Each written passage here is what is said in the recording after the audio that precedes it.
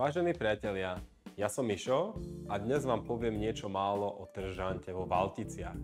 Ale najprv si povedzme, čo je to vôbec tržhant. Tržhant je geolokačná hra, v ktorej týmy súťažia proti sebe v lovení pokladov. Poklad je otázka spojená s konkrétnym miestom, v našom prípade s nejakým konkrétnym miestom vo Valticiach. Vo Valticiach nájdete 30 pokladov. Väčšina z nich je umiestnená v centre, avšak niektoré z nich sú umiestnené ďalej, napríklad pri zámečku Belvedere alebo u kolonády nad Vinicami. Čo sa týka organizácie, tak túto hru vieme spustiť hocikde, kde sa s vami stretneme. Napríklad v niektorom z penziónov vo Valticiach alebo napríklad na lavičke na hlavnom námestí. Na túto hru vám doporučujem vyhradiť si 2,5 hodiny.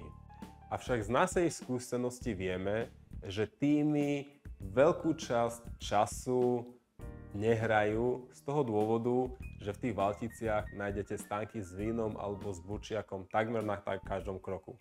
Vychádza to 50% z času hry a 50% času degustáciami. Túto hru môžete hrať jednak v českom, ale aj v anglickom jazyku. Valtice sú veľmi krásne mesto. Avšak existujú týmy, ktoré preferujú skôr prírodné prostredie. Preto stojí za zváženie hru Tržhant Lednice.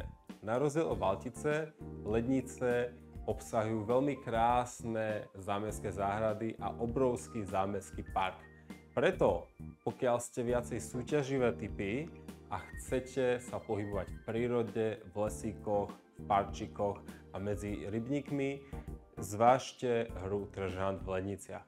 Avšak, pokiaľ chcete popri hre okrem lovenia pokladov piť veľa vína, Tržhant v Valticiach je pre vás to skvelou hrou.